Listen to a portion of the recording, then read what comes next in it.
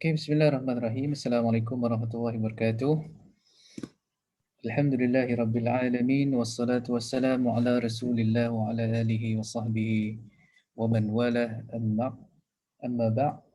Um, Alhamdulillah pada malam ni saya rasakan ini adalah satu ruang dan juga peluang kepada mahasiswa untuk kita sama-sama melihat bagaimana untuk kita mentadabbur Al-Quran. Dan menariknya boleh kita namakan sebagai klinik tadabbur siswa ni. Klinik ni kalau orang sakit kan, saya tak rasalah yang datang sini adalah orang-orang yang sakit. Okay. Bahkan bersemangat untuk mempelajari ilmu, insya-Allah. Okay. Jadi sebelum kita memulakan, kita konsep macam usrah lah kan. Maksudnya sebelum ni 5 orang tu maintain dengan semua ustaz dan juga ustazah, betul? Perancangannya macam itulah. Tapi kalau ada perubahan macam tadi, mungkin akan berubah jugalah. Tapi yang maksud yang telah mendaftar 5 orang lah. Untuk grup ni, ya. Untuk grup ni maksudnya? Kita ada lebih kurang 28 orang. Jadi setiap orang tu kita bagi by group. Okey. Sudah bagilah ikut nakib masing-masing kan? Betul. Baik. Jadi kalau konsep usrah ni boleh tak kita taruh dulu sedikit sebelum kita mulakan, insya-Allah. Boleh Nur Adlina boleh mulakan? InsyaAllah boleh. Assalamualaikum.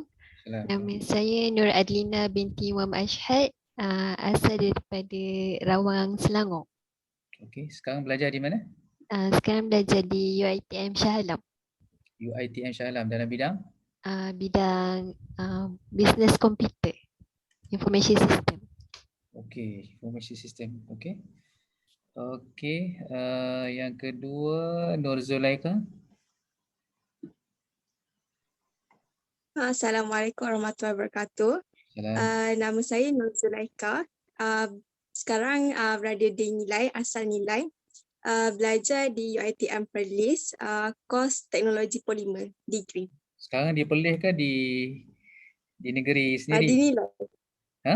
Negeri Sembilan. Negeri Sembilan. Sembilan lah, belajar daripada rumah UiTM Arau? Betul. Betul. Okey, tu sebelah rumah saya je tu. Okey. Najwa?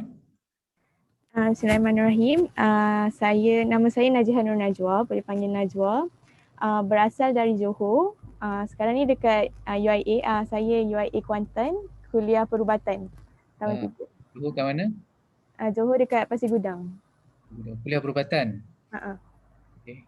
Orang UIA jugalah ni. Saya pun UIA. Nur Zulaika tadi bidang apa? Teknologi polimer. Kimia. Okey. Bila pesakit datang ke klinik, doktor akan tanya sakit apa. So what is your expectation sebenarnya masuk ke sini? Najwa? Expectation nak belajar konsep tadabbur yang sebenarnya, and nak tahu lebih lanjut lah macam mana the right way untuk kita tadabbur Al-Quran. Zulaika? Kalau saya sebelum ni saya tak tahu pun tadabbur ni apa. Tapi tahun lepas kan masa tu kan PKP. So masa tengah PKP, lepas tu saya ada dengar Ustaz Syahri punya IG live dengan Imam Publication. Lepas tu baru saya tahu tentang tadabbur. Lepas tu baru saya ikut tadabbur center. Dan sebab tu saya join klinik siswa ni sebab nak tahu lebih lanjut lagi macam mana nak tadabbur dengan betul. Okey. Adlina? Saya sebelum ni pernah join ada nama dia punya konsultasi tu Perform Academy, tak silap saya. Dia macam tadabbur surah-surah pendek lah. Jadi daripada situ saya start macam nak cuba tahu lagi lanjut pasal tadabbur ni. Sebab sebelum ni tak pernah tahu pun. Okey. So doktor nak bagi ubat, dia kena tahu sakit apa dulu. Kan? So Najwa dalam bidang medik dah tahun berapa tu? Tahun 3. Tahun 3. Okey, sebelum ni masuk daripada matrik. Daripada CFS. So okey, ya, satu, bila kita nak mentadabbur Al-Quran ni dari sudut disebut sebagai passion ataupun semangat kita. Semangat sebenarnya akan melorongkan jalan. Itu yang pertama lah, benda yang paling penting, dan alhamdulillah saya ucapkan tahniah kepada ketiga-tiga yang berada, pelajar yang pada malam ni, kerana passion anda telah melorongkan untuk anda bersama-sama dengan Tadabbur Center. Itu yang pertama. Okey. Jadi saya cerita pengalaman saya. Okay, saya dalam bidang bahasa Arab dulu. Kalau Najwa tahu, saya bidang bar dulu. Okay. Masa saya belajar bahasa Arab ketika di UIA, bachelor dan master, saya tidak macam nak terdetik untuk melihat Al-Quran sebagai satu sumber yang sebenarnya boleh dikaji, boleh digali secara lebih mendalam. Sebab saya hanya duk fokus kepada nahwu, saraf dari sudut bahasa. Okay. Tapi apabila saya pergi ke Jordan, saya sambung PhD di sana, hari ke-7 saya di sana, saya diajak untuk menyertai sebuah program yang dianjurkan oleh seorang syekh di sana, Syekh Salah Dr. Abdul Fattah Al-Khalidi. Okey, yang saya akan tunjukkan ni buku yang tak nampak tak apa. Okey, nama buku kitabnya Mafatih Litta'amul Ma'al Quran, kunci berinteraksi dengan Al-Quran. Saya rasa ada terjemahan dalam bahasa Melayu. Boleh cari, boleh Google. Mafatih Litta'amul Ma'al Quran, kunci berinteraksi dengan Al-Quran. Karangan Dr. Salah Abdul Fattah Al-Khalidi.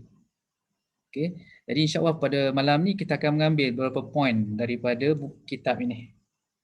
Okey, jadi kali pertama saya bersama dengan kuliah Syekh ini, saya rasakan bahawa kenapalah aku tak melihat kandungan Al-Quran ini ketika aku belajar bahasa Arab. Sebab bahasa Arab adalah kunci untuk memahami Al-Quran. Tapi ruginya kenapa saya hanya fokus kepada syair-syair, kepada nahwu, kepada saraf, tanpa melihat pentingnya alat ini untuk memahami Al-Quran. Jadi antara poin yang kedua saya nak sampaikan di sini adalah tools untuk memahami Al-Quran. Salah satunya adalah bahasa Arab. Okey, salah satunya adalah bahasa Arab. Ini dua perkara penting yang saya sebutkan tadi. Okey, jadi yang pertamanya kehendak kita, passion kita akan mendorongkan kita, sebab mungkin pendengar kawan-kawan yang belajar bahasa Arab kata susahlah bahasa Arab ni. Najwa mungkin ada pengalaman sebab dia kena ambil bahasa Arab juga dulu kan. Kalau tak ada basic rasa macam susahnya belajar bahasa Arab ni. Tapi passion akan melorongkan kita untuk belajar dengan baik. Okay, so saya ucapkan tahniah. Itu antara gerakan-gerakan supaya kita mendalami Al-Quran, dan pada masa yang sama kita tahu bahawa Al-Quran ini memerlukan juhud, memerlukan usaha untuk kita faham. That's why saya selalu sebut, okay, Al-Quran adalah kitabul hidayah. Dan hidayah tidak akan datang bergolek. Hidayah perlu dicari, okay, perlu dikejar. So kita jangan menunggu hidayah, tetapi kita mencari hidayah. Okay, jadi cara satu untuk mencari hidayah adalah melalui Al-Quran, sebab Al-Quran adalah kitabul hidayah. Okay, jadi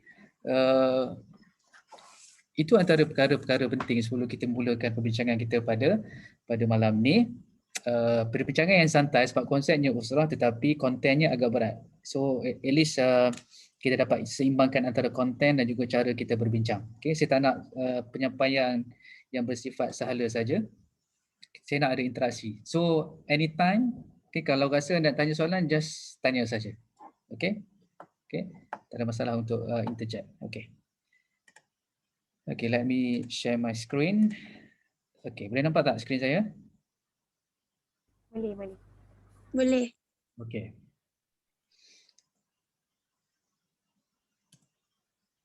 Baik. Ini objektif klinik yang kita adakan pada hari ini. Okey, apakah ia? Yang pertama, tilawah. Okey. Maksudnya ini menjawab persoalan. Ada orang tanya, Ustaz, perlu tak saya fokus kepada tadabbur saja, tapi pada masa sama saya baca mengangkat-angkat? Jawapannya tidak. Perlu kita mulakan juga dengan tilawah, ataupun pada masa yang sama kita belajar juga baca Al-Quran. So kalau kita baca Quran merangkak-rangkak, okay, kita nak tadabbur tak ada masalah, tetapi kita mulakan juga dengan tilawah. Okay, jadi kita kena jaga adab-adab bila kita baca Al-Quran. Okay, kena ikut tajwid yang betul. That's why ketika mana saya berada di Jordan dan saya lihat syekh-syekh di sana, ketika berada di masjid, mereka baca Al-Quran ini seolah-olah mereka berfikir panjang. Kita kan baca, kita just baca sebab kita tidak fokus kepada faham, betul? Jadi kita just baca saja. Tapi orang Arab, terutamanya masyayikh di sana, bila dia tengok Quran, dia renung lama. Dia baca, dia renung lama. Dia baca, dia renung lama. Maksudnya apa? Pembacaan itu perlu bersifat tadabbur. Tetapi nak tadabbur itu perlukan kefahaman. Orang Arab tak ada masalah lah sebab itu adalah bahasa dia. That's why kita sebagai orang yang tidak ada asas bahasa Arab perlukan beberapa perkara. Apakah perkara tersebut? Yang kedua tu dah terjemahan ataupun tafsir. Okey. Kenapa perlu ada terjemahan ataupun tafsir? Okey, ayat-ayat dalam Quran kalau kita baca dan kita tengok terjemahan, kali yang pertama tak ada masalah, kita boleh faham dengan mudah. Tapi kalau kita tengok ayat-ayat yang kita baca terjemahannya, kita rasa macam susah nak faham. Perasan tak? Kerana ayat ni cerita pasal apa sebenarnya? Sebab kita tidak melihat dari sudut, mungkin ayat sebelumnya, ayat selepasnya, konteksnya bagaimana, dan masuk perkataan itu apa. Sebab terjemahan ni adalah word by word. Okay, jadi dia tidak melihat dari sudut detailnya bagaimana. Okay, that's why kena ada juga dari sudut tafsir, melihat tafsir. Saya bagi contoh mudah. Kita baca inna a'tainakal kautsar, betul? Surah yang selalu kita bacalah sebab surah paling panjang yang kita hafal. Okey, inna a'tainakal kautsar. Kita baca surah tu. Dan kita lihat dalam terjemahan, sesungguhnya kami kurniakan kepada engkau wahai Muhammad al-kautsar. Ada disebutkan diterjemahkan sebagai nikmat. Betul tak? Okey, kami kurniakan kepada engkau nikmat. So apa yang boleh kita tadabbur, kita fahamlah. Maksudnya dapat nikmat, maksudnya kena bersyukur, betul? Tetapi latar belakang daripada ayat itu adalah bercerita tentang keadaan Nabi SAW yang diuji, yang dibantai oleh kaum musyrikin Mekah pada masa itu. Now we go to tafsir. But now kita perlukan kita punya thinking sekarang ni. Latar belakang cerita tentang Nabi dibantai. Bila dibantai maksudnya Nabi dalam keadaan sedih. Betul? Tetapi kenapa Allah Ta'ala memberikan ayat itu tidak ada kena-mengena dengan perkataan sabar? Betul tak? Kalau kita nak jumpa orang ditimpa musibah, apa perkara pertama yang kita sebut, perkataan pertama yang kita sebut? Kita akan sebut sabar. Tapi pada situasi ini Allah Taala tidak menyebutkan sabar. Allah Taala sebut apa? Tentang nikmat. Kenapa? Now kita start apa? Step yang ketiga. Tadabbur. Kita dah mula fikir sekarang ni. Tadabbur. Okey.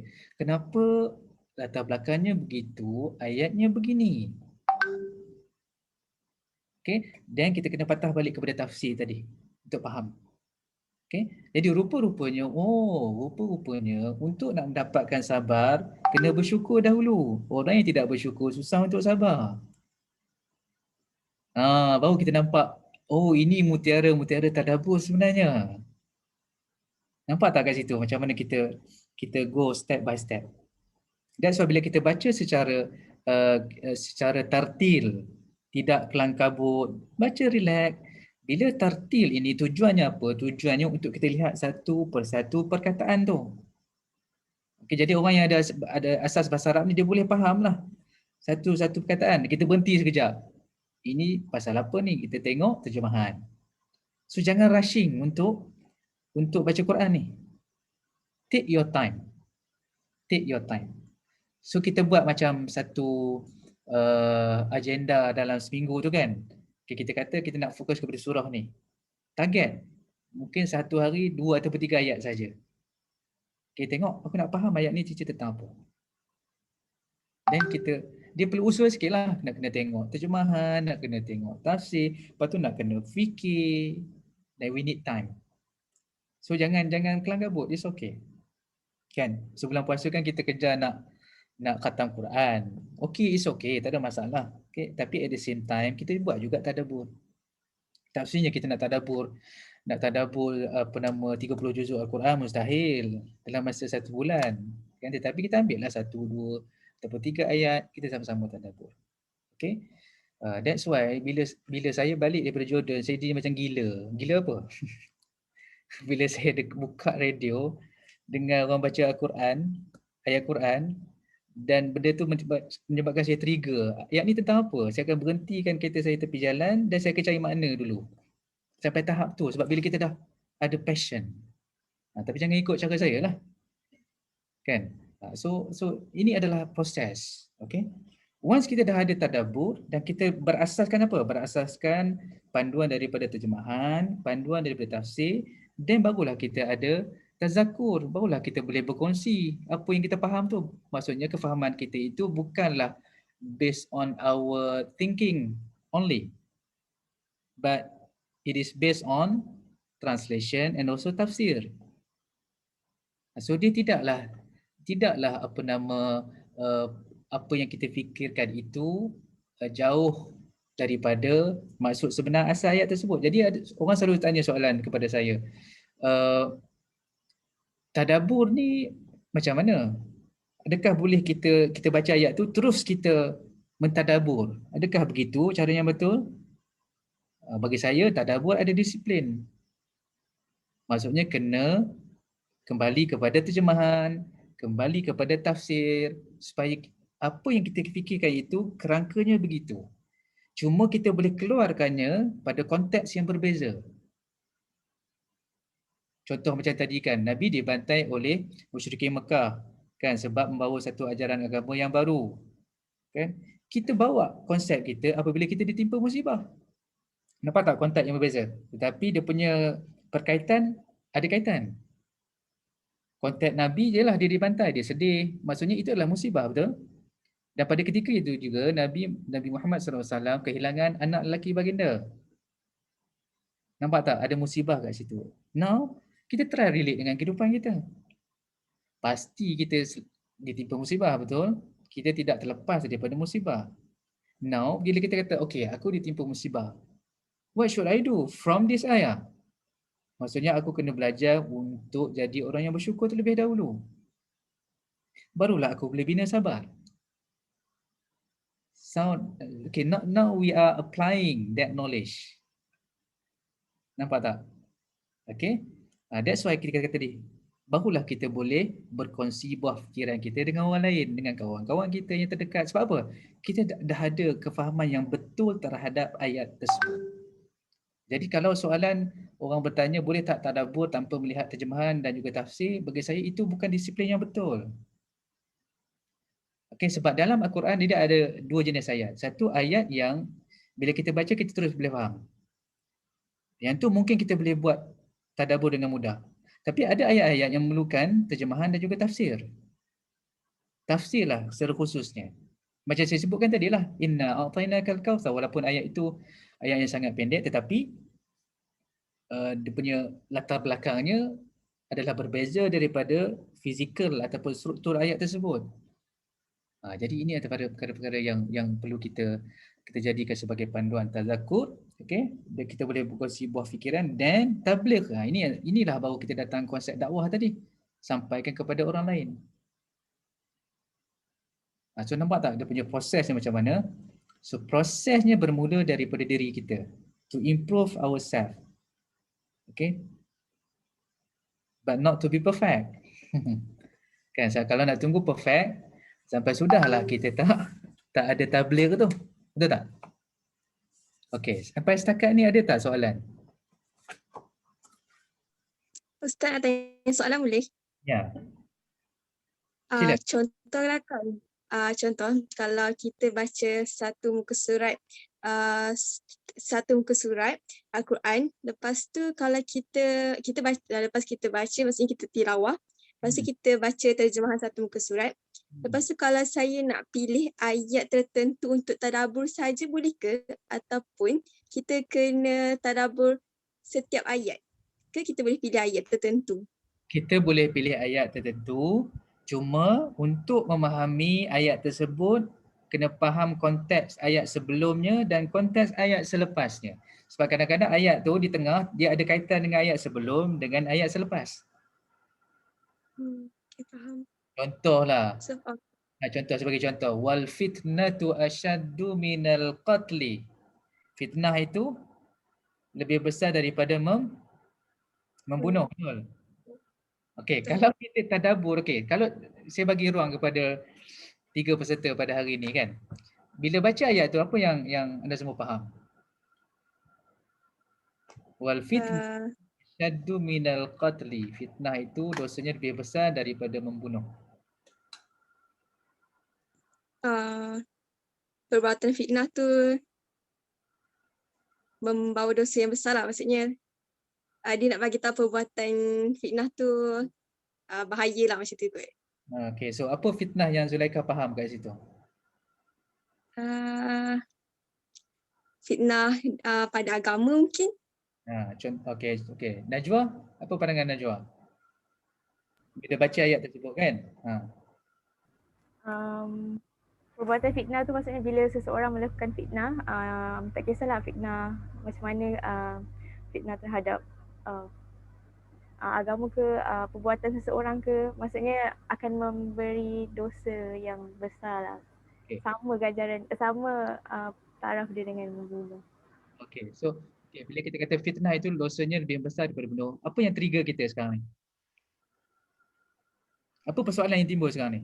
Maksudnya dia di situ dia bercakap pasal membunuh kan, dibandingkan dengan membunuh. Maksudnya fitnah tu kalau kita tahu membunuh tu dah benda yang perbuatan yang teruk. So fitnah tu disamakan dengan membunuh, maksudnya kita kena jaga percakapan kita lah sebelum kita nak cakap, nak memberi sesuatu tuduhan. Okay. That is our understanding on this ayah without referring to the ayah before and after. Okay. Al-fitnatu asyaddu minal qatli. Cuba tengok ayat sebelum, cuba tengok ayat selepas. Sebenarnya bercerita tentang syirik. So fitnah yang dimaksudkan sini adalah syirik, bukannya fitnah yang kita faham tadi tu. Nampak tak? Kalau kita tidak melihat ayat yang sebelum, tidak melihat ayat yang selepas dan konteks ayat tersebut. Sebab tu kalau kita perasan kan, bila orang duk cerita pasal fitnah, dia akan sebut ayat ni. Fitnah itu dosanya lebih besar daripada membunuh. Tetapi ayat itu berbicara tentang apa? Tentang syirik. Nampak tak bahayanya bila kita tak refer kepada terjemahan, tidak refer kepada tafsir, tidak melihat ayat yang sebelum, tidak melihat ayat selepasnya. Konteks ayat tersebut perlulah diteliti. Jangan kita main petik dan kita kenakan dengan poin yang kita nak sampaikan kepada orang. Itu cara yang salah. That's why saya kata tadabbur perlukan disiplin. Bukannya boleh suka hati nak tadabbur begitu. Sebab kita faham. Sebab saya kata terjemahan menyebabkan kita faham one way. That's why we need tafsir. Sebab perkataan fitnah itu dalam bahasa Melayu pun ada fitnah. So kita faham perkataan fitnah itu dalam konteks bahasa Melayu, bukannya konteks dalam bahasa Arab. Betul? So ini antara perkara penting yang perlu kita kenal pasti, sebab kebanyakan terjemahan kalau perasan yang dalam kurungan tu, perasan tak ayat bila baca terjemahan dia mesti ada dalam kurungan, perasan tak? Dalam kurungan itu sebenarnya adalah tafsir. Sebab dia bukan zahir ayat tersebut. Tetapi ringkaslah. Sebab tu kalau perasan dalam kita baca terjemahan ada kurungan. Kurungan itu sebenarnya adalah tafsiran untuk memudahkan kita faham. Okay? Tapi kalau lebih baik kita merujuk tafsir sebab tafsir ni lebih detail. Okay, apa kitab-kitab tafsir yang pernah tengok sebelum ni? Tafsir Al-Azhar. Tafsir Al-Azhar, bagus. Saya pun antara yang meminati karya tersebut dan saya selalu rujuklah. Pilih satu yang mudah untuk kita refer. Tafsir Al-Azhar antara saya antara saya nampak benda yang banyak disebutkan dalam itu adalah konsep tadabbur sendiri. Sebab Buya Hamka dia akan cerita panjang, dia akan cerita pengalaman dia kan. Kalau kita baca ayat-ayat berkaitan dengan ujian dan cabaran, dia akan cerita dia masuk penjara, macam mana dia berhadapan dengan pemerintah dan sebagainya. So dalam tu sebenarnya dah ada tadabbur. Okey. Boleh? Clear tak benda ni? So, kalau orang tanya, Clear. okey, adakah boleh tadabbur tanpa melihat tafsir atau terjemahan? Jawapannya Tak boleh. Tak boleh. tak boleh, sewenang-wenang ni. Okey, boleh Okey. Baik, ada soalan lain? Saya ada satu soalan. Ya. Macam Ustaz cakap tadi, kalau nak tafsir kita nak cari bahan tu kan, kan ada banyak tafsir kan. Adakah kita boleh pilih je atau kita kena start daripada ada yang spesifik yang kita boleh start untuk beli buku tafsir tu? Saya cadangkan kalau yang baru nak berjinak-jinak dengan tafsir Al-Azhar adalah tafsir yang baik. Sebab apa? Sebab latarnya adalah Asia. Maksudnya bila contoh-contoh yang diberikan bila menyebut tentang buah-buahan di dalam syurga, Buya Hamka mendatangkan contoh-contoh buah yang ada di Asia. Supaya kita faham, latarnya kita faham. Okay, tapi kalau ada kemampuan untuk macam tengok tafsir Ibnu Kathir, okay, dan tafsir-tafsir yang lain lah yang lebih advance, contohnya Mafatih Al-Ghaib, okay, kemudian banyak lagi tafsir-tafsir yang sebenarnya advance dari sudut yang advance, tapi untuk bermula untuk memahami secara asas, dan tafsir Al-Azhar adalah tafsir yang okey lah, yang boleh kita jadikan sebagai rujukan. Okey, ada soalan lain? Okey. Saya bukan menjual tafsir Al-Azhar. So tapi boleh dapatkan di pasaran. Saya tak tahu harga berapa saya beli, dalam 600 ke 700 gitulah. We need to sacrifice sometimes lah. Okay. Untuk belajar we need to sacrifice. Okay. Tapi bagi saya beli buku ni tak rugi. Betul tak? Anda semua adalah pelajar. Beli buku tak rugi. Yang ruginya tukar telefon je. Setiap bulan, sebulan sekali tukar telefon. Saya baru beli buku Ustaz yang Tadabbur Surah Yusuf tu. Oh, okey, terima kasih. Dah baca habis ah? Baru sampai. Orang buka surah Yusuf ni nak tengok apa? Nak tengok kisah Zulaikha dengan Yusuf kan, nak ceritanya pengakhirannya bagaimana kan. Tetapi sebenarnya dalam surah Yusuf itu kesemuanya berbicara tentang sabar. Bagaimana berhadapan dengan musibah, dengan ujian. Tapi itulah. Bacalah, nanti banyak benda yang saya catatkan di situ untuk jadikan sebagai renungan dan juga panduan, terutamanya remaja. Sebab Nabi Yusuf ketika mana digoda oleh Imratul Aziz, dia dalam keadaan remaja. Sebagaimana seorang remaja nak berhadapan dengan situasi yang begitu. Dulu konteksnya begitulah, digoda oleh perempuan, wanita. Tapi konteks sekarang kita ada YouTube, kita ada macam-macam benda kan. Sebagaimana untuk berhadapan dengan perkara tersebut tapi dalam konteks yang berbeza. Foundationnya sama tetapi konteksnya berbeza. Itu cara kita untuk apply dalam kehidupan kita. So kita tak boleh kata bila baca tentang Nabi Yusuf tu cerita tentang dulu, tak ada kena mengena dengan diri kita. Salah. So cuba jadikan kisah-kisah umat terdahulu itu sebagai panduan untuk kita pada hari ini. Okay. Sebenarnya sejam tak cukup untuk kita bahaskan kan. Kita usrah kita ni sekali saja ke ada berkala lepas ni? Siri seterusnya tu nanti bulan ada Senin. lagi lah maksudnya. Okey. So adalah usrah ni tak sejam ni dah pukul apa dah? Dah setengah jam dah. Okay, tak apa, it's okay. Okay, take your time, it's okay. Jangan kelang kabut, at least we get something tonight. Okay, sebagai asas. Okay. Baik. That's why kita kena faham ni. Maqasidul Quran. Okay, maqasidul Quran. Kita baca Quran ni kita nak faham apa sebenarnya, apa yang Allah Ta'ala nak sampaikan kepada kita. And that's why kena faham maqasidul Quran. Baik. Pernah dengar perkataan maqasid?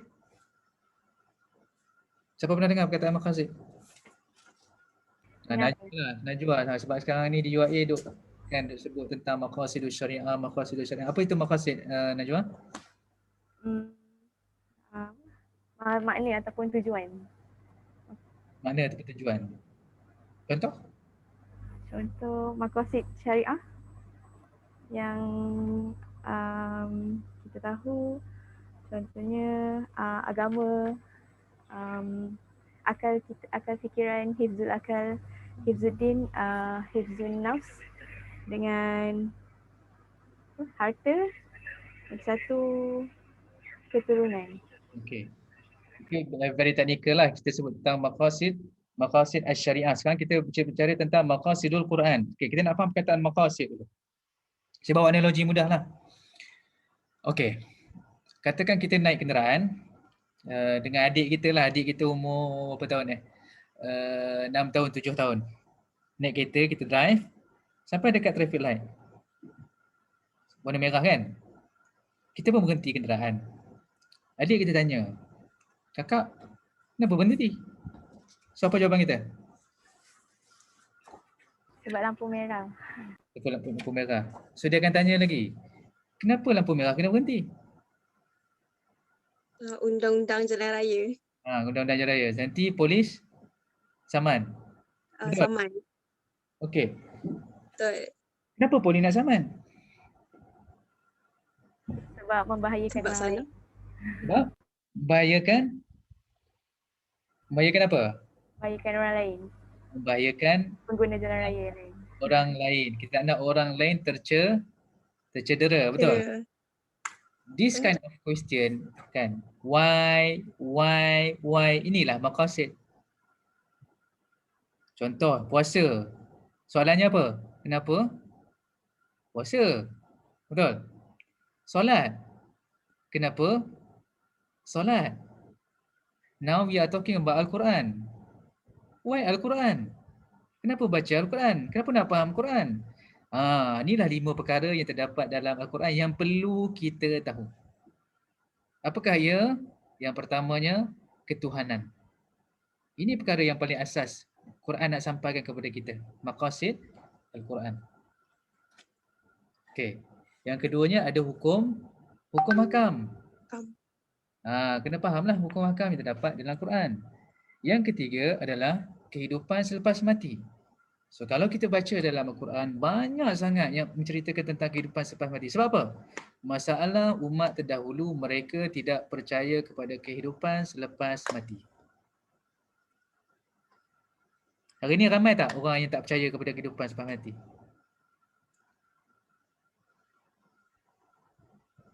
Ramai kan? Ada yang tak berapa. Dia mungkin tahulah lepas mati tu ada pergi something, tapi iman tu sejauh mana? Sebab iman yang menentukan amalan kita sebelum kita mati. Iman yang akan memandu kita. That's why kita baca surah Al-Asr kan. Wal 'asr innal insana lafi khusr. Lepas tu illal ladzina amanu wa 'amilus salihat.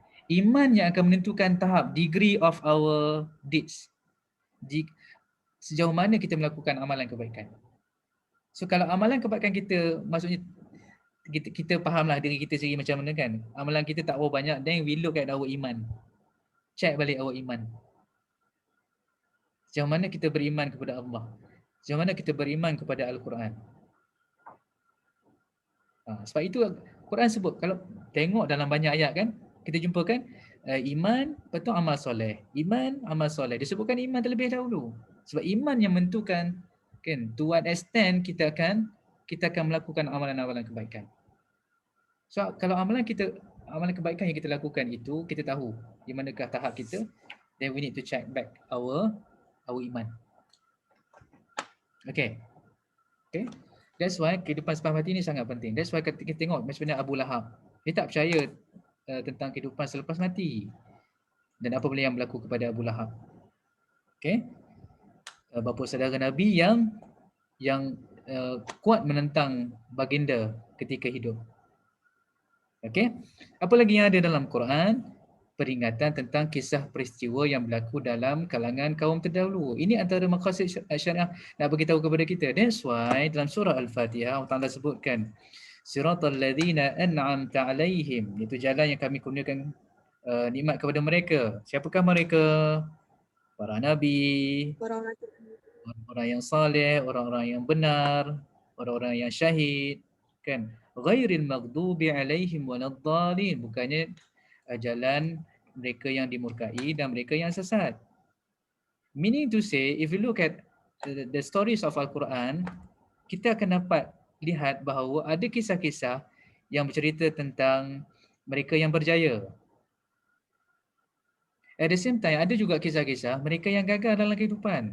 Gagal maksudnya apa? Gagal sebab mereka tidak beriman kepada kehidupan selepas mati, yaumul akhirah. So kenapa Allah Ta'ala bagi tahu cerita tentang apa nama orang yang berjaya dengan orang yang gagal? Sebab apa? Sebab nak kita belajar daripada kedua-duanya. Orang yang berjaya, kita nak tiru apa yang mereka lakukan, buat apa yang mereka lakukan, amalkan apa yang mereka lakukan. Orang yang gagal, Allah Ta'ala nak kita supaya tidak ulang kesilapan yang sama. That's why ada dua jenis peristiwa cerita ini dalam Al-Quran. Dan yang terakhir adalah peringatan tentang kurniaan Allah kepada manusia. Okey, ini adalah maqasid Al-Quran. Yang terakhir itu kenapa Allah Ta'ala sebutkan tentang kurniaan Allah? Nikmat. Sebab apa? Sebab nak mendidik kita untuk menjadi orang yang sabar, Allah Ta'ala akan berikan ujian. Tapi kalau kita tidak melihat, apa yang Allah Ta'ala bagi kepada kita itu adalah bentuk nikmat yang perlu kita syukuri dan kita akan sukar untuk mendapat sabar. Boleh? Ini 5 maqasid Al-Quran yang perlu kita tahu. So buka Al-Quran inilah yang kita akan jumpa. Okey, tapi applicationnya banyak. Hukum hakam, dia boleh pergi jauh. Dia boleh pergi kepada banking, kan? Untuk sekarang lah kita tentang sekarang. Dia boleh pergi kepada perubatan. Nanti Najwa jadi doktor, dia tahulah nanti. Okey, solat duduk macam mana, solat mengiring macam mana, kan? Kemudian kalau vaksin macam mana, kan? Macam-macam. Kan? Kehidupan selepas mati sebab apa? Sebab sekarang ni nak bagi tahu kita begins with end in mind. Apa maksud begins with end in mind? Kita mulakan kehidupan kita dengan tahu hujungnya kita nak pergi mana. Kalau kita tahu hujung kita nak pergi mana, kita akan mengikut jalan yang betul. Contoh, Zulaikha nak balik Perlis, dia daripada Negeri Sembilan. Okey. Tapi dia ambil rebus raya LPT. Mungkin sampailah ke Perlis tu ikut Greek. Sampai tak masuk ke Greek? Tetapi nampak tak? Maksudnya we need to set our last destination. Okay, that's why banyak disebutkan Al-Quran tentang kehidupan selepas mati. Nak beritahu, balik kampung kita. Kita ni asal daripada mana? Nabi Adam dulu di mana? Syurga. Syurga. So kita nak balik kampung kita, janganlah sesat pergi tempat lain. Betul? Sekarang ni Najwa sekarang dekat rumah ke dekat UAE? Kat Mahalang, dekat UAE. Dekat Malah. Asal mana? Johor, Pasir Gudang. Johor kan? Okay. So rasa rindu tak? Dah berapa lama tak balik kampung? Baru balik hari tu sebab raya. Dah lama tak balik kampung? Balik kampung ke? Kampung kat mana? Kampung dekat Segamat, Johor juga. Johor jugalah. Okay. So cuba bayangkan orang yang lama tak balik kampung. Rasa rindu tak nak balik kampung? Rindu. Bila ada rasa kerinduan tu, kita akan cari jalan untuk balik kampung. Sebab tu kita tengok bila kes COVID ni, kan, orang usaha untuk balik kampung sebab apa? Dah 2 tahun raya dekat tempat masing-masing tak boleh balik kampung. Sebab apa? Sebab orang rindu. Ada something di sana. Betul? So kita kena ada that sense also. Fikir begitu, cara berfikir yang begitu. Barulah kita rasa semangat. Okey? Bukannya fikir tentang mati ni Wah, aku tak buat kerja apa lah, aku duduk kat rumah. No. Itu bukan cara Islam. Cara Islam adalah bila kita ingat mati, kita akan buat the best ketika mana kita berada di dunia. Do the best. Itu cara yang betul. Bukannya ingat mati ni, aku tak nak buat kerja apa dah, aku nak pergi masjid dah. Itu cara fikir yang salah. Sebab orang yang fikir begitu menganggap bahawa ibadah itu hanya solat. Sebagai doktor, nanti jadi doktor, mengubati pesakit itu adalah sebagai satu bentuk ibadah. Do your best. Dalam bidang tadi IT kan, betul tak IT ke bisnes tadi? Do your best. Bagulah orang Islam. Okay? Bukannya bila cerita tentang mati, aku duduk kat masjid je lah kan. Tak payah pergi mana, dalam rumah lah kan. Pegang zikir, pegang tasbih, baca Quran. That's not the right way lah, how to think. That's why untuk jadi orang yang terbaik adalah, sebab tu bila kita meningkat usia nanti, biasanya orang pencen ni dia macam duduk kat rumah kan, tak pergi mana kan. Okeylah macam tu, tetapi sepatutnya orang pencen perlu berikan manfaat kepada masyarakat lain sebab pengalamannya banyak. Kan? Share dengan orang lain. Esok anda semua jadi dah kahwin, dah ada anak, esok dah ada cucu. So ya betul lah kita rasa penat bila bekerja kan, tetapi bila kita usia kita semakin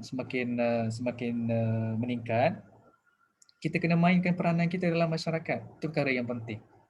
Nanti kita cerita pasal maqasid syariah ni ada kaitan dengan, sebab dia ada bermula dengan diri, ada mula dengan kemudian pergi kepada keluarga, kemudian pergi kepada komuniti. Itu dalam disebutkan sebagai maqasid syariah. Dia bukannya kepada diri sendiri saja. Okey, boleh? So bila baca Quran, inilah 5 perkara yang akan ada. Okey, ini 5 perkara yang akan ada. Baik. Ini saya petik daripada kitab yang saya sebutkan tadi. Tadi kita sebut tentang 5T itu tadi kan. Itu agak general. Okey, tetapi ini adalah step yang diberikan oleh Syekh Salah Abdul Fattah Al-Khalili dalam kitabnya Mafatih Lit-Ta'amul Ma'al Quran. Okey, apakah langkah berinteraksi dengan Al-Quran? Dia samalah lebih kurang macam tadi. Yang pertama, perhatikan adab tilawah. Kenapa kita kena jaga tilawah ni? Kenapa kena jaga tajwid? Kenapa? Cuba bagi pandangan kat saya. Sebab nanti lari maksud. Dari maksud. Okey, lagi? Sebab Al-Quran mukjizat yang mulia, kita kena jaga. Okay, lagi? Najwa? Kenapa kena jaga adab tilawah ni? Untuk jaga kemuliaan Al-Quran tu. Saya bagi penjawapan yang agak langka sikit lah, agak rare sikit supaya anda semua nampak kepentingan tajwid ni. Okay? Contoh kita lihat bagaimana ayat ketika mana Iblis ditegur untuk kerana tidak mahu sujud kepada Nabi Adam AS. Apa jawapan Iblis? Iblis kata, Ana khairum minhu khalaqtani min nar wa khalaqtahu min tin. Okey? Ana khairum minhu, aku lebih baik daripada dia, Nabi Adam AS. Khalaqtani min tin, aku dijadikan dari khalaqtahu min tin wa khalaqtani min nar. Dia dijadikan daripada tanah, sedangkan aku dijadikan daripada api. Okey? Tengok pada perkataan ana. Kalau buka Quran nanti lepas ni boleh tengok Quran, ana, alif, nun, alif ada tanda mati pada dekat huruf alif tu. Alif, nun, alif. Alif dekat alif tu ada tanda mati. Kalau ada tanda mati tu, macam mana kita baca? Kita baca ana khairum minhu ataupun kita baca ana khairum minhu? Boleh baca 2 harakat tak kat situ? Tak boleh. Sebab apa? Ada tanda? Kosong, tanda mati. Tanda mati kat situ kan? Maksudnya tak boleh baca panjang. Okey. Macam mana kita nak kaitkan dengan kefahaman kita? Rupa-rupanya ini perkara yang disebutkan oleh Syekh saya, Syekh Salah Abdul Fattah Al-Khalili. Kenapa Allah Taala hikmah tidak kita baca panjang? Ana tu kan. Dia kata bila nak sebut kebaikan diri sendiri, Jangan duk sebut lama-lama. Aku bagus, aku ini, aku itu, aku buat kebaikan. Jangan, sebab nanti akan jadi macam iblis.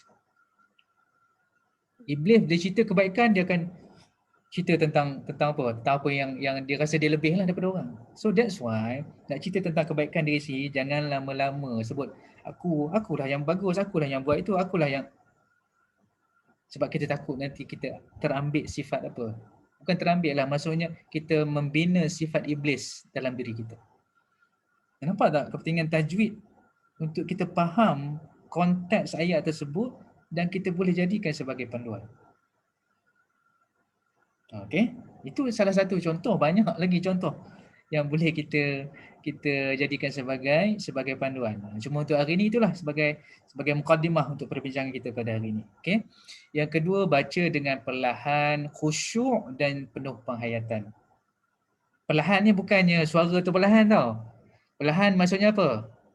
Bita'annin. Maksudnya baca Bismillahirrahmanirrahim. Jangan baca Bismillahirrahmanirrahim. Alhamdulillahirabbilalamin arrahmanirrahim maliki yaumiddin. Baca macam tu dia lah. Masa solat tarawih kita selalulah dengar imam baca macam tu kan. Tapi bila kita baca Al-Quran bersendirian, relax. Nak kelang kabut gimana? Okey. Dan kena ada khusyuk tadi tu. Khusyuk seperti yang sebut tadi, bila orang Arab tadi dia rasa khusyuk baca sebab apa? Khusyuk ni bila kita faham, betul tak? Dalam solat, macam mana nak dapat khusyuk? Bila kita baca Al-Fatihah kita faham. Bila kita baca surah-surah tu kita faham. Bila kita baca bacaan-bacaan dalam solat tu kita faham, itu akan timbul khusyuk. Betul tak? Sama juga dengan Al-Quran. Dan juga penuh penghayatan. Okey, kemudian apa yang perlu kita buat? Renung ayat yang dibaca secara teliti, mendalam dan berulang-ulang. Okey, saya ulang kali. Teliti maksudnya apa? Tengok satu persatu perkataan. Mendalam macam mana? Mendalam dia kena refer kepada tafsir. Kalau tengok kepada surface ayat, mungkin kita tak faham secara mendalam. Dan we need tafsir. Okey, untuk memperoleh makna, ilmu dan juga khazanahnya. Ini bukan satu proses yang mudah, ia perlukan usaha daripada kita. Yang keempat, amati dengan cermat susunan perkataan, konteks, makna, sebab turun, keganjilan dan i'rabnya. Okey, perkataan. Saya sebutkan tadi kan inna a'tainakal kautsar kan. Tengok perkataan tu, kautsar tu. Kautsar Najwa dia perkataan apa? Kautsar. Belajar bahasa Arab kan?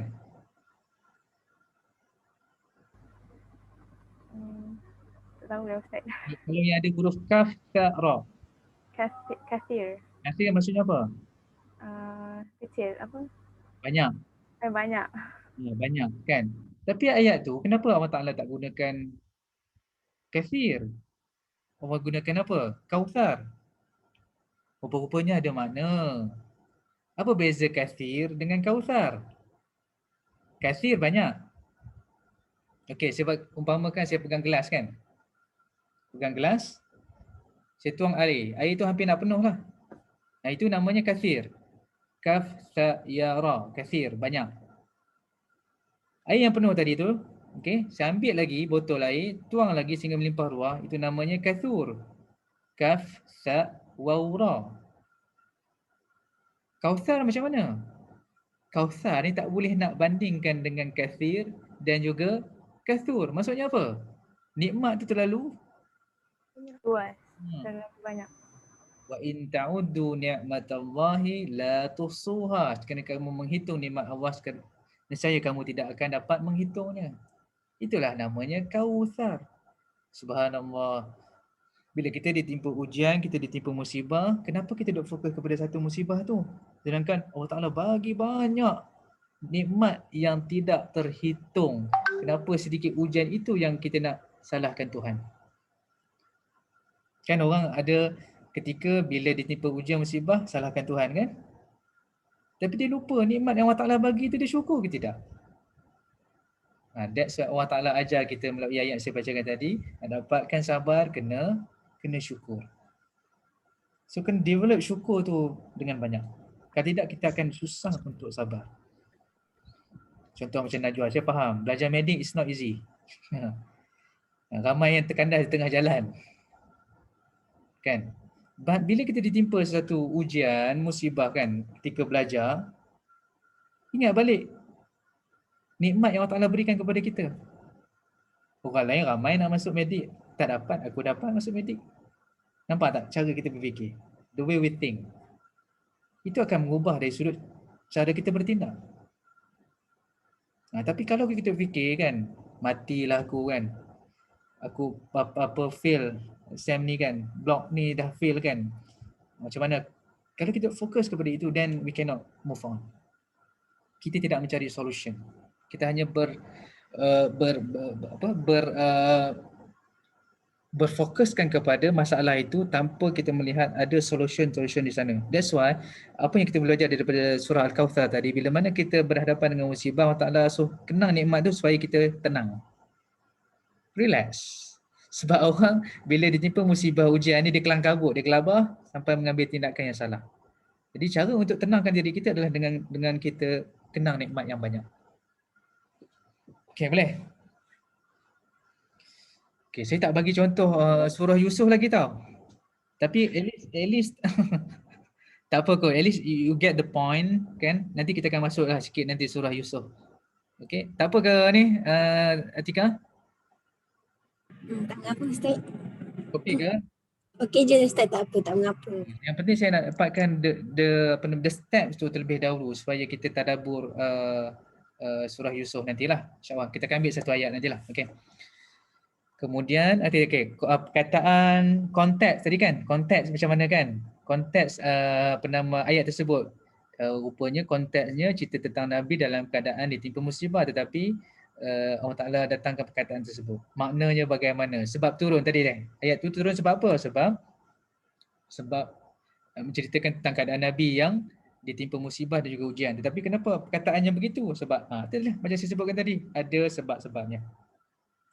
Keganjilan masih sebutkan tadi. Okay, keganjilan dari sudut contohnya. Ada perkataan-perkataan contohnya Ar-Rahman Ar-Rahim. Tapi ada ayat-ayat yang terbalik. Ghafurur Rahim sebagai contohnya. Ada ayat-ayat yang terbalik. Kenapa? Then kena kaji. Konteks ayat itu berbeza. Itu masuk keganjilan dari sudut itulah. Dan juga i'rab. I'rab ni adalah dari sudut huruf terakhir tersebutlah perkataannya. Okey, i'rab ni dari sudut kedudukan perkataan. Adakah dia berada di tempat pelaku? Adakah dia berada di tempat orang yang kena, maf'ulun bih, ataupun bagaimana? Nanti kita akan sentuh sikitlah tentang bahasa Arab nanti. Sebut tentang i'rab. Okey, kemudian yang kelima, halusi aspek kedudukan ayat. Okey, kesesuaiannya dengan realiti dan penyelesaiannya. Di manakah kedudukan ayat tersebut? Dalam konteks yang bagaimana? Dan bagaimana kita nak sesuaikannya dengan realiti semasa dan selesaikan masalah kita. Okay, nanti kita akan masuk kepada tadi ayat daripada surah Yusuf untuk kita lihat dari sudut ini. Okay. Kemudian kena kembali kepada kefahaman generasi salaf. Maksudnya sahabat, bagaimana mereka memahami Al-Quran. Para sahabat, mereka baca 10 ayat Al-Quran, mereka berhenti. Bukan berhenti pergi kedai minum kopi, tak. Berhenti faham terlebih dahulu 10 ayat yang dibaca. Itu cara sahabat bertadabbur. Kemudian baru mereka melangkah ke ayat-ayat yang seterusnya. Okay, jadi kita kena lihat bagaimana para sahabat merenung ayat, mengaitkan dengan kehidupan, bagaimana mereka berinteraksi, kan, bagaimana ayat-ayat turun itu ada kaitan dengan mereka. Sebab ada ayat-ayat yang turun berkaitan dengan para sahabat. Sebagai contoh, abasa wa tawalla an ja'ahul a'ma. Kan cerita tentang seorang yang buta nak jumpa Nabi, tapi Nabi tak layan masa itu sebab Nabi tengah sibuk dengan dakwah baginda. Lalu ayat itu turun, Allah Ta'ala tegur Nabi Muhammad SAW berkaitan dengan tadi tu, orang yang buta tadi tu. So ada kaitan ayat-ayatnya yang perlu kita faham. Okey. Yang ketujuh, kena rujuk kepada para mufassir dan kitab-kitab mereka. Again, Kena balik kepada basic. Balik kepada asas, balik kepada rujukan, iaitu para mufassir. Kita ni boleh tak jadi mufassir?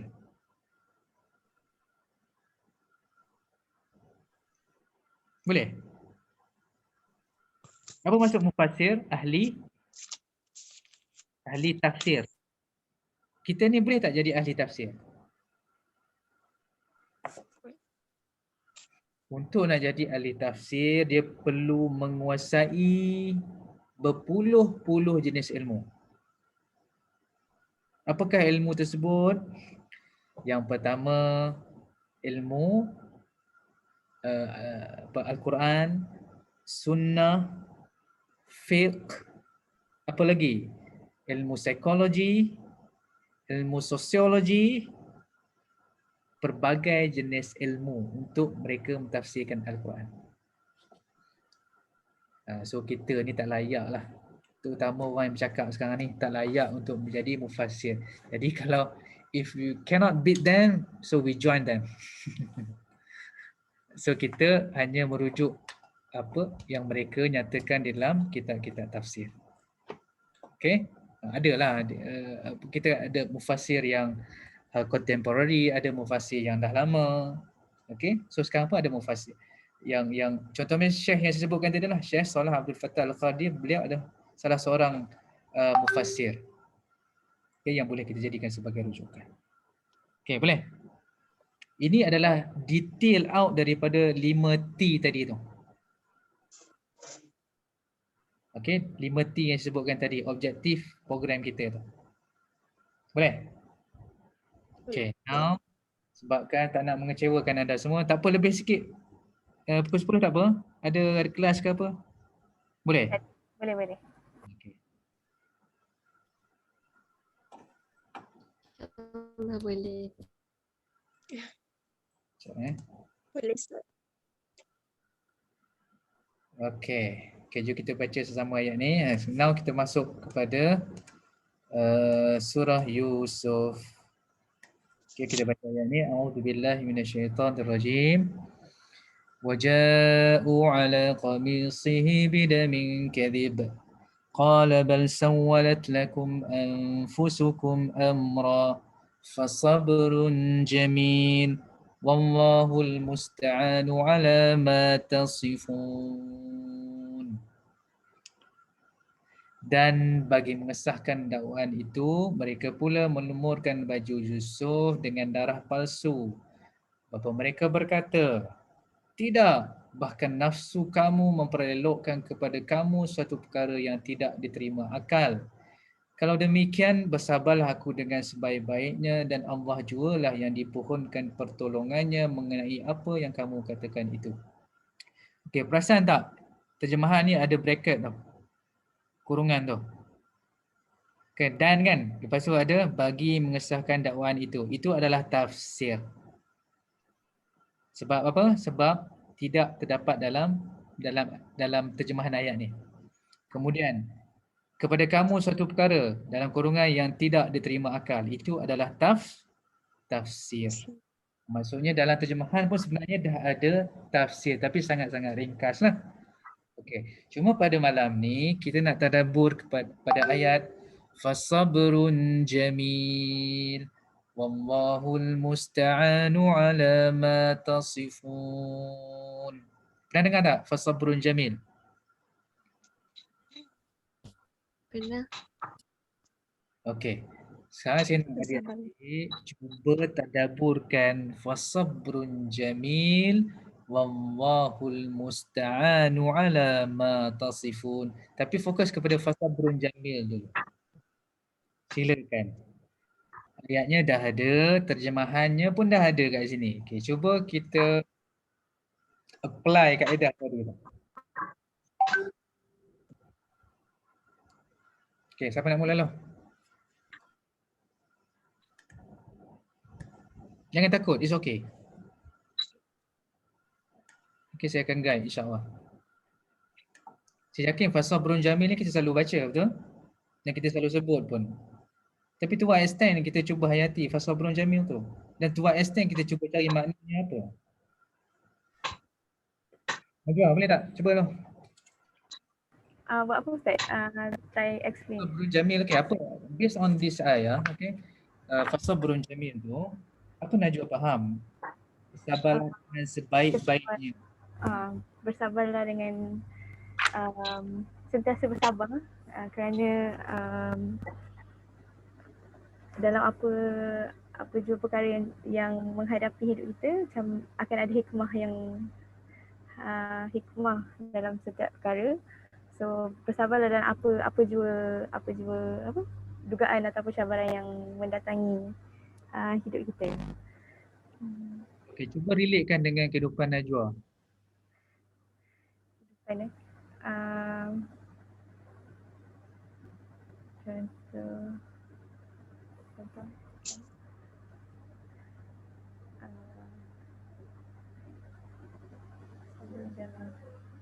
Sekarang ni macam kita tengah lockdown kan. So sebagai seorang student, kita orang tak boleh keluar UIA. So kita kenalah bersabar dengan dan mematuhi apa peraturan yang universiti dah tetapkan. Contohnya. Okay, good answer for that. Okay. Zulaikha? Kalau saya, apa yang saya faham, apa yang saya boleh relate dengan diri saya sekarang, bersabarlah dengan sebaiknya tu macam walau apa pun ujian, kita kena sabar. Macam Ustaz kata tadi kan, kita kena bersyukur dengan nikmat yang Allah dah bagi. Macam sekarang, saya pun student juga. Masa saya kan ambil bahagian kimia. So sepatutnya saya kena banyak buat lab, tapi terbatas sebab macam kita orang UiTM tak boleh nak balik universiti. So kita orang kena buat lab tu dekat rumah. Maksudnya susah sikit lah nak belajar, tapi kita kena bersyukurlah sebab masih diberi peluang untuk belajar. Macam itulah kot. Okay. Adlina? Apa yang saya faham, Fasabrun jamil dekat sini, bersabarlah aku dengan sebaik-baiknya. Tapi saya pernah dengar jamil ni indah, betul ke? Ke saya salah? Betul. Maksudnya kat sini walaupun kita tengah ditimpa dugaan, cuba pandang benda tu dengan hikmah yang lain. Maksudnya ada sesuatu yang akan lebih baik lah lepas tu.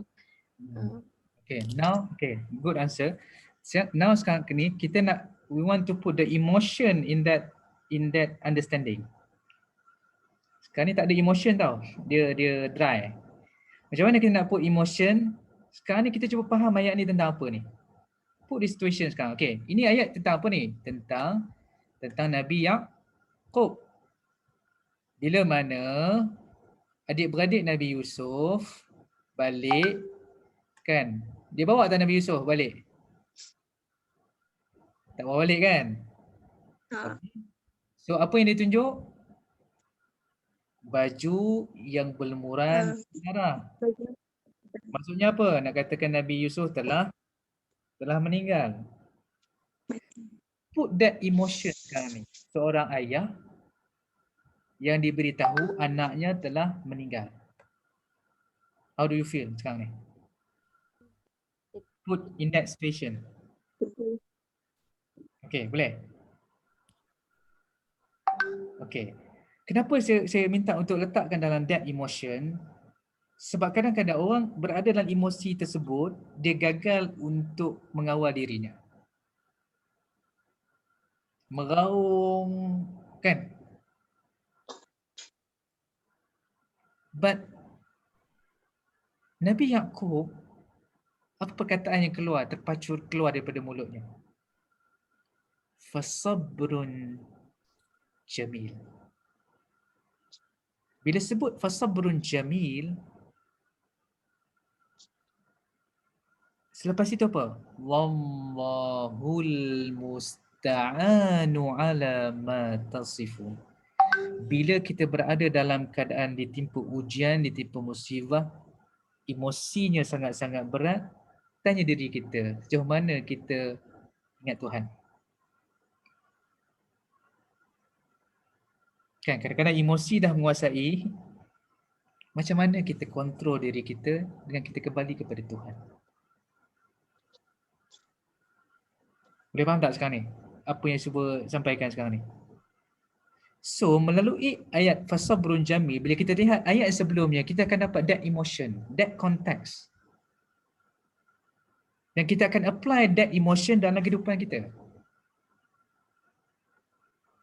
Kan? Mungkin dalam situasi yang berbeza lah. Macam tadi, Nabi Yaakob, anaknya balik, tanpa membawa Nabi Yusuf, tiba-tiba bagi tahu Nabi Yusuf telah terbunuh. Berat tak tu? Berat. Berat. So Najwa, Zulaika, Adlina, put in that context, apa yang kita lalui sebelum ni. Muhasabah balik diri kita, bila kita ditimpa ujian yang begitu, ke mana hala tuju kita? Kembali kepada Allah. Ya, gunalah marah-marah. Kita marah, kita kadang-kadang salahkan kawan kita, semua orang tak betul lah. Sampai ada tahap yang maki kawan-kawan dia, kan? Dia marah, keluarlah perkataan-perkataan yang tidak sepatutnya, betul? Tapi apa yang terpacu keluar daripada Nabi Yaakob? Fasabrun jamil wallahu ta'anu ala ma tasifun.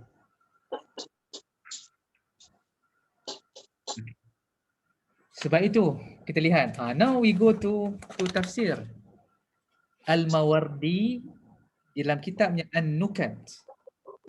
An-Nukat wal Uyun, itu mentafsirkan kataan sabrun jamil ni. Dia kata ada dua perkara yang membentuk seorang itu untuk mendapatkan sabrun jamil. Apakah dua perkara tersebut? Yang pertama, tidak mengadu kecuali kepada Allah.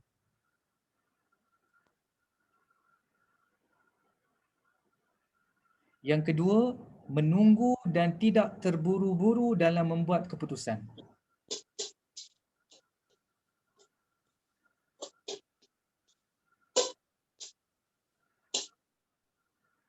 Okay. Nabi Yaakob tahu bahawa anak-anak dia bercakap bohong. Tapi adakah Nabi Yaakob mengeluarkan kata-kata kesat kepada anak-anak baginda? Tidak. Membuat perkara-perkara yang dilarang oleh Allah, bunuh ke apa ke, tidak. Itulah yang dinamakan sebagai sabrun jamil. Okay, kita kena ingat sabar ni ada dua perkara dua peringkat lah. Yang pertama, sabar melakukan ketaatan. Yang kedua, sabar untuk tidak melakukan maksiat.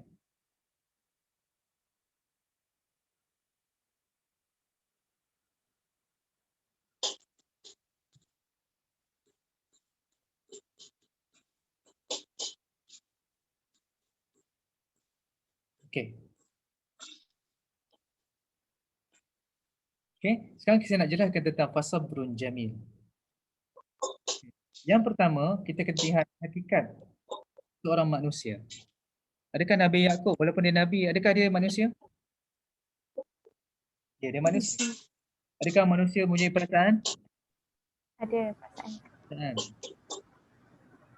Apa yang berlaku kepada Nabi Yaakob bila mana anak yang disayangi baginda hilang di sisinya, baginda menangis. Menangis.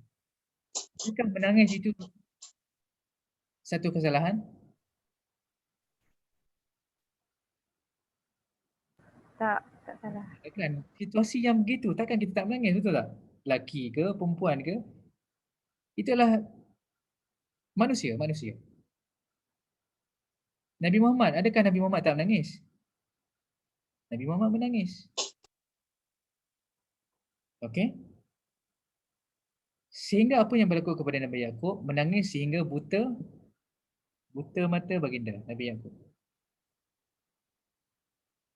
Ustaz tadi kata Nabi Yaakob fasabrun jamil.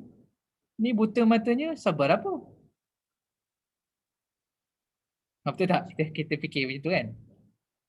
Kenapa disebutkan sebagai fasabrun jamil itu? Sebab Nabi Yaakob menghalang dirinya daripada melakukan tindakan yang salah, itu dinamakan sebagai fasabrun jamil. Macam saya sebutkan tadi lah, bila berlaku musibah, kita maki orang, salahkan orang, mungkin fitnah orang, buat perkara yang tidak sepatutnya. Sekarang ni agak kritikal sikit. Tengok sekarang ni pelajar-pelajar universiti lah terutamanya, bila timpa musibah sikit, kelar tangan, lepas tu nak bunuh diri. Kan, mental health issue sekarang lah. Di semua universiti saya rasa sama je. Kan, kawan-kawan yang nak bunuh diri lah apalah kan. Sama je sebenarnya. So, kita tak nak ni buat yang merah ni.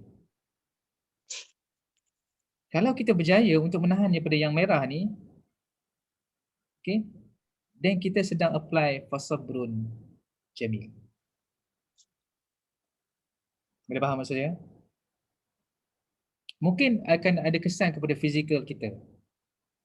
That one, itu pun kena kita kena cari solution. Bagaimana untuk memastikan bila setiap kali kita ditimpa ujian dan juga musibah, ia tidak memberikan kesan kepada fizikal kita. Boleh? Okay? Okay, so inilah dinamakan sebagai fasabrun jamil. Okay. That's why untuk mengelakkan kita daripada melakukan tindakan yang salah dan berikan kesan kepada fizikal kita, kita kena apa? Kita kena kontrol kita punya emosi. Macam mana kita nak kontrol kita punya emosi? Macam tadi lah, surah Al-Kawthar tadi lah. Sebab apa? Once emosi kita tak boleh kontrol, dia akan berikan kesan kepada apa? Fizikal. Dan apa yang lebih kita takut, dia akan berikan kesan kepada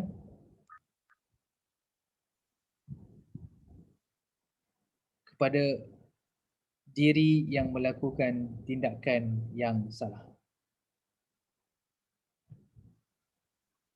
Boleh? Boleh. Okay. So sekarang beza tak dengan tadi penerangan apa yang kita faham pada awal dengan penerangan saya tadi? Beza. Nampak tak dari sudut cara kita berfikir? The way we think, the way we apply that knowledge. We apply that ayat. Tapi kena fikirlah. Dia bukannya datang bergolek. Boleh? Okey, sampai setakat ni cukup. Ada soalan tak? Ataupun boleh nyatakan apa yang anda semua faham kepada perbincangan kita tadi, terutamanya pada ayat fasabrun jamil.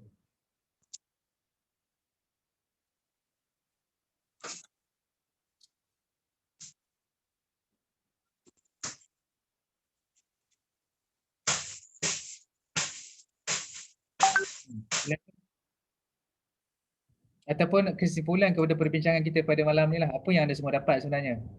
Ustaz, saya tak dapat apa, Ustaz. Contoh lah. Dapat tahulah apa konsep, macam mana konsep tadabbur yang betul. Lepas tu daripada ayat itu sendiri kita boleh tahu yang macam dua tanda, which is tidak mengadu kecuali kepada Allah dengan apa Dulu. dalam saya. Okey. Azlina? Apa yang saya dapat daripada ayat surah Yusuf ayat 18 ni, maksudnya bila kita ni ditimpa musibah atau dugaan, cuba untuk kembali pada Allah, untuk tenangkan diri, kembali pada Allah. Sebab kita risau kita akan buat sesuatu yang salah. Betul ke saya punya? Okay, so that's a good reflection lah. Kita reflect diri kita macam mana kan. Okay, cuma sebelum Zulaika bagi jawapan dia, okay, ni kita tahu, kita yang ada willingness untuk nak belajar benda kan. Now, macam mana kita nak apply ayat ni untuk kawan-kawan kita yang sedang menghadapi mental health. Katakanlah kan, Tiba-tiba Najwa keluar daripada pintu bilik tu, ada seorang menjerit. Kan? So macam mana kita nak menenangkan dia sekarang ni?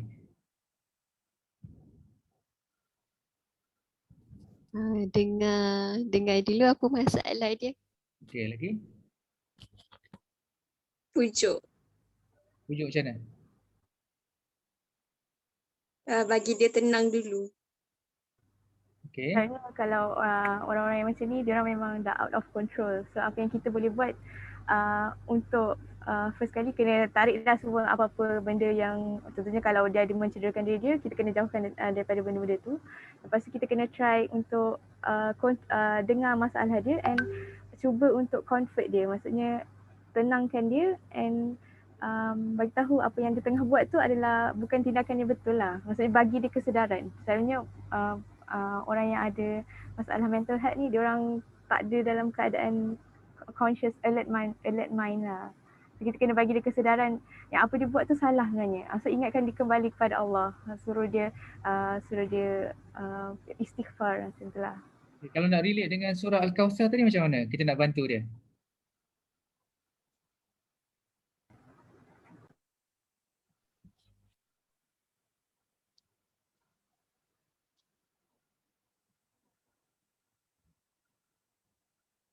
Kalau daripada surah Al-Kawthar tu, maksudnya kita kena lihat benda lain. Maksudnya kita kena bersyukur benda lain. Tapi kalau orang yang dalam keadaan macam ni, ada sesetengah tu dia akan tolak apa yang kita akan cakap lah. Macam kebanyakan orang bila dia cakap pasal agama, dia akan cakap macam adakah orang tu akan membesarkan aku tak solat ke? Ada setengah tu dia terus tolak macam tu. So macam susah sikit. That's why kena strategize lah. Dia tak semestinya kita sebut tentang solat, tentang Tuhan, but we use the same strategy.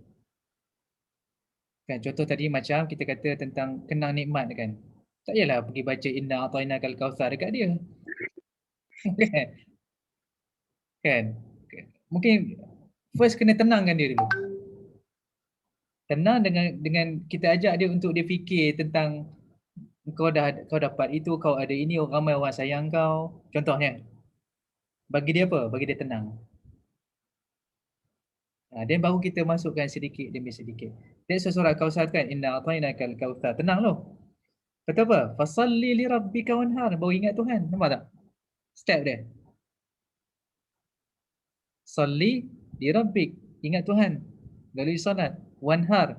Kemudian apa? Bersedekah. So ada orang yang tak boleh terima bila sebut Quran, hadis. Okay, but we use the same strategy but not using the same words. Sebab it's okay kan, ni kita pergi kat dia kan sebut maqasidus syariah je, confirm dia tak dengar. So kena fikir dari sudut tu. That's why kena konteks tu kena faham, dan tak semestinya guna perkataan yang kita faham. Just kita apply saja benda tu. Okay, boleh? So sebagai contoh lah macam mana kita nak apply. Sebab satu dari sudut diri kita, tapi dan yang tabligh kata dia tu. Ingat tak tabligh nak sampai kepada orang lain tu. Sampai kepada orang lain tak mestinya kita terangkan macam saya terangkan ni. You use your own way. Saya tak tahu awak kontak kawan siapa, latar belakang siapa, tak tahu. Anda yang mengenali kawan masing-masing. Okay? So, tapi kita faham that concept dan kita tahu macam mana cara nak approach. So ada dua lah, satu untuk diri kita, satu untuk apa? Untuk bantu orang lain. Kita sebut dakwah kan macam sensitif pula. Ni aku datang jumpa kau ni, aku nak dakwah ni. Tak mestinya kita gunakan perkataan dakwah tu untuk kita berdakwah, betul tak? So kena faham konteks macam tu lah. Kadang-kadang orang allergic dengan perkataan-perkataan Arabik ni. So gitulah. Okay, anda adalah agent untuk kawan-kawan di luar sana. InsyaAllah. So kadang orang skeptikal bila sebut tentang penyelesaian masalah melalui Al-Quran ni, orang macam skeptikal sikit. Orang tak nampak Macam saya sebutkan tadi. Kan caranya bagaimana. Okay, tapi kalau kita fikir dan kita put in the in the right context, then kita boleh apply apa yang Al-Quran sebut. Boleh? InsyaAllah. Okay, ada soalan? Harap dapatlah something malam ni. Kan? Dapat banyak. Okay, ada soalan? Tak ada Ustaz. Najwa? Tak ada. Okay, Adelina?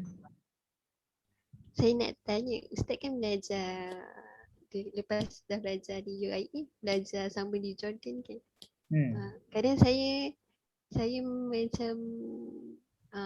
macam terfikir lah, macam orang Arab bila dia baca dia ngaji kan sampai dia menangis. Kadang adakah Ustaz pernah rasa macam tu? Kadang kita rasa macam bila kita baca rasa tak ada rasa apa-apa kan. Selepas saya berada di Jordan itulah, maksudnya bila berada di Jordan kita pergi kelas tafsir. Hampir setiap hari ada kelas tafsir. Saya ikut sepanjang 3 tahun saya berada di sana. Then you can feel bila kita solat, kita baca terutamanya surah Al-Fatihah. Terutamanya surah Al-Fatihah. Saya dah tulis buku surah Al-Fatihah, dah tengok belum? Belum tu macam dah beli tu. Zulaika? Ada. Ada? Ada. Yang membina kekuatan jiwa. Tunjuk sikit kat kawan-kawan. Tak, bukan saya nak suruh promote beli. Saya nak beritahu dalam tu saya bagaimana kita nak menghayati surah Al-Fatihah. Dah baca habis ke belum tu? Saya baru baca. Tak, saya baru baca sampai ayat ketiga. Okey. Okay, tapi saya sukalah buku ni. Dia sebab explanation tu in depth lah. Discussion tu dia tidak dia faham perkataan tu satu-satu kan. So kalau boleh mulakan sebab macam Ustaz perkataan ayat Bismillahirrahmanirrahim tu kan Ustaz macam pecahkan dua kan. Ustaz terangkan Bismillah dengan Ar-Rahmanir-Rahim. So saya macam banyaklah yang saya dapat macam tu. Lepas tu ada session untuk tadabbur, ada session tafsir, resolusi, so macam banyak sangat. Okay, so bukan saya nak promote buku saya lah, tak. Kalau kita boleh start dengan surah Al-Fatihah, in depth. Kuasai betul-betul surah Al-Fatihah. Sebab surah Al-Fatihah ni adalah kunci untuk faham 113 surah yang lain. Kalau kita baca siratal ladzina an'amta alaihim kan, kita akan baca surah tentang Nabi Yusuf, Nabi Yaqub, orang-orang yang telah berjaya. Kan ghairi maghdubi alaihim, orang yang dimurkai. Siapa? Kita tengok Firaun, Qarun. So ad-dallin, siapa golongan Nasara? Kan kisah-kisah mereka. So kalau kita boleh mulakan dengan surah Al-Fatihah, sangat-sangat cantik. Okay. So nanti boleh tanya Zulaika nantilah, mungkin dia boleh share dengan ahli usrah yang lain dan apakah dapatan selepas membaca buku tersebut. Sebab tu buku tu saya buat dalam bentuk infografik supaya tidak boring. Kadang-kadang orang kan bila tag saya boring kan, nak dapat susah. Okay. Adrina, ada apa-apa lagi? Tak ada. Okay, saya ucapkan terima kasih kepada semua. Itulah masa sangat mencemburui. Sebenarnya it's not enough untuk 1 hour session macam ni. Tapi at least ada something lah yang boleh dibawa pulang malam ni. Cuma satu saya nak ingatkan, learning something is not about fulfilling our intellectual. Maksudnya bukan untuk nak mengenyangkan akal kita. Kita boleh cerita kat orang, aku belajar tu, aku tahu ni. No. It's about how you implement what you have learned. Itu yang paling penting. Sebab bila kita belajar sebenarnya di hujung ni adalah tazkiyatun nafs. Menyucikan jiwa kita. Kalau apa yang kita belajar itu tidak memberikan kesan kepada jiwa, then check something. ada something wrong kat situ. Okay. So make sure apa yang kita belajar malam ni, check balik diri kita macam mana kita nak bertindak berdasarkan ayat-ayat kita baca. Okay. Dan di penghujungnya kita bertanya diri kita, ada tak proses tazkiyatun nafs, penyucian jiwa berlaku selepas kita melakukan amalan tadabbur? Kalau tak ada, then muhasabah balik diri kita. Kita nak mengenyangkan intellectual, kan akal kau, bila kita cerita kat orang kata wah hebatlah kau. No, kita bukan sebab itu kita belajar sini. Okay, tapi kita belajar sini sebab apa? Yang pertama tazkiyatun nafs, kita nak mencucikan diri kita, dan yang keduanya adalah kita nak ajak kawan-kawan kita untuk melakukan proses yang sama, itu je. Okay, dan siapa yang sampaikan ni bukan maksud saya bagus, tidak, tapi mengingatkan diri saya supaya semua yang saya sebutkan itu perlu diamalkan. Nah, so sama juga nanti bila anda sampaikan kepada kawan-kawan yang lain, itulah proses untuk kita ingatkan diri kita sebenarnya, bukannya untuk kita mengajar orang lain. Boleh? Sebab kalau kita ajar orang lain, kita rasa macam aku lagi hebat daripada dia. Okay. Okay. Work hard but stay humble. Okay. Tak rugi jadi orang yang Ustaz humble. dah nak habiskan ke? Apa dia? Tak. Ya kan Ustaz dah habis tadi? Dah habis dah. Okay. Sebab, Dah habis dah. Bila? Okay, saya nak cakap je terima kasih dekat Tadabbur Center sebab anjurkan klinik ni. Lepas tu kan nanti ada siri yang kedua dan yang ketiga kan. So saya rasa macam bersyukur juga sebab tahu tentang Tadabbur Center ni, sebab sebelum ni saya tak tahu pun Tadabbur ni apa. Lepas tu kalau sebelum ni saya baca Al-Quran macam saya baca je, ataupun kalau saya rajin saya baca terjemahan. Macam tu je lah, maksudnya sekadar baca saja, tak terkesan sangat kat hati. So lepas saya tahu tentang tadabbur tu apa, saya banyakkan baca buku, bukan banyakkan baca, saya baca start membumikan tadabbur. Lepas tu sekarang baru saya nak baca yang surah Al-Fatihah ni. Macam tu lah. Saya harap nanti Tadabbur Center boleh keluarkan buku-buku tentang surah-surah yang lain juga macam ni. Macam tu lah. Kita dah ada juzuk amma. Tadabbur juzuk amma. Juzuk amma tak buka lagi. Oh, dah beli dah? Dah beli dah. Okay. Sebab saya macam sekarang kan tengah ODL. So kerja saya belajar dekat kuliah yang ODL tu je. So, saya rasa macam ada masa lah untuk belajar agama sikit macam tu. So saya spend time dengan macam tu lah, sikit-sikit. Just nak bagi tahulah, salah satu bentuk kita dapat hidayah adalah semakin dekat kita dengan Tuhan. Itu cara kita nak tahu kita dapat hidayah. Tapi kalau kita tengok semakin jauh kita daripada Tuhan, cuba cek pada diri kita. Kadang orang minta hidayah kan, kita dalam solat kan kita sebut kan, ihdinas siratal mustaqim, dan kita berdoa supaya Allah Taala berikan hidayah kan. So salah satu bentuk ataupun tanda kita dapat hidayah adalah semakin kita dekat dengan Tuhan. So peganglah hidayah yang kita dapat tu. Okey, hidayah ni bukannya untuk orang yang biasanya orang duk sebut lah apa hidayah orang yang tak pakai tudung kemudian pakai tudung. Tak mestinya. Kan semua orang perlukan hidayah. Sebab hidayah ni seperti kita minum air. Sehari tak minum air kan kita dahaga. Semua orang memerlukan hidayah. So that's why kena check kan, adakah diri kita semakin dekat dengan Tuhan ataupun semakin jauh daripada Tuhan. So kalau kita semakin dekat dengan Tuhan, alhamdulillah, itu tanda kita diberikan hidayah. Okay. So kena ada dalam circle yang berterusan macam ni. Zulaika, Najwa, Adina, dan kena create that circle also dengan kawan-kawan kita. Sebab hidayah ni dia perlukan environment yang macam ni.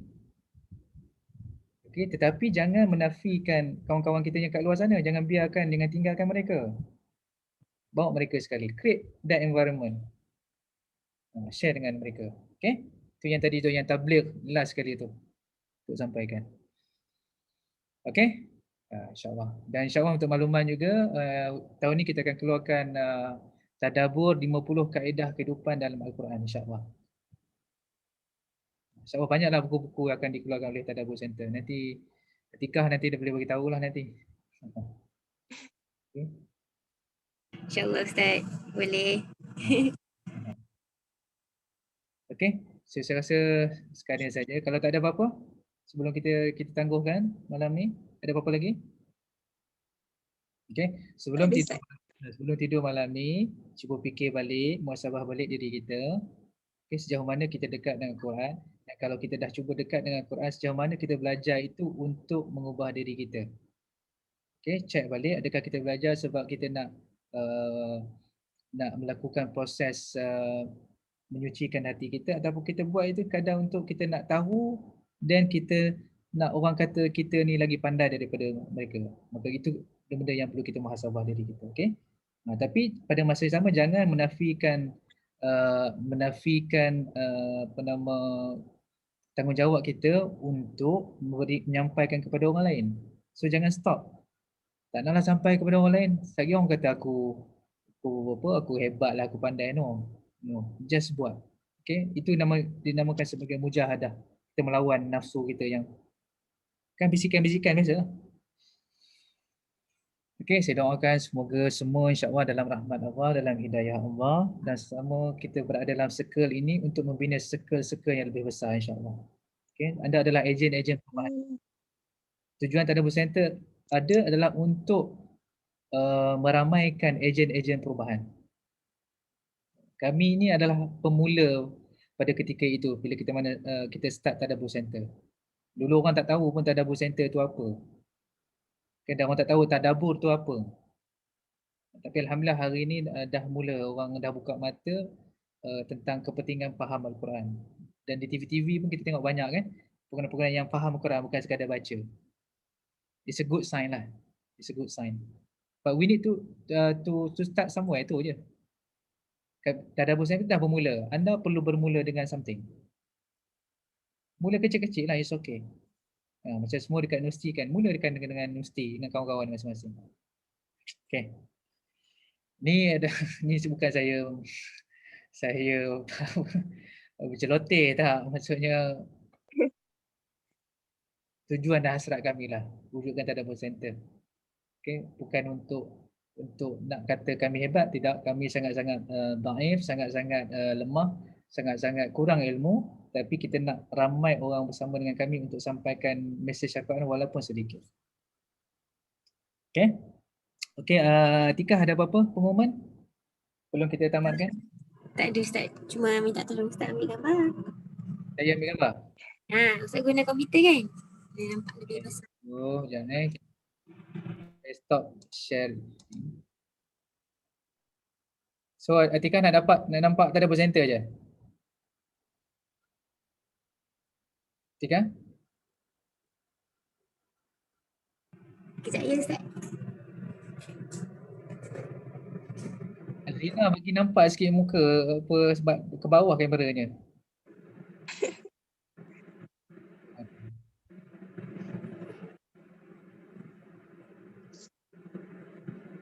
Okay, kau boleh share dengan kawan-kawan. Saya pun akan post dekat FB untuk sebagai galakan kepada orang supaya perlu join program-program macam ni. Boleh ambil gambar Ustaz? Korang nak macam tu je? Tadabbur Center je? Nampak gelap. Okay. 1, 2, 3. Okay, dah pergi. Okay. 1, 2. Okay. Okay, terima kasih. Terima kasih semua. Okay, insyaAllah kita jumpa. Terima kasih Kak Tika. Yang lain ni akan join dengan saya ataupun tukar-tukar, Tika? Macam mana? Next session. Next session? Orang ni akan join saya ataupun dengan orang lain? Kalau perancangan asalnya kita akan rotate lah. Maksudnya setiap pelajar akan rasa nakib yang berbeza dan pembawakan berbeza. Okay, so maksudnya mungkin ni last lah untuk kita berjumpa. Okay? Mungkin. Kita berjumpa di alam maya nanti insyaAllah. Okay. Assalamualaikum semua. Terima kasih. Assalamualaikum. Terima kasih Ustaz. Terima kasih Kak Tika. Terima kasih Kak Tika. Terima kasih Ustazah. Ustaz.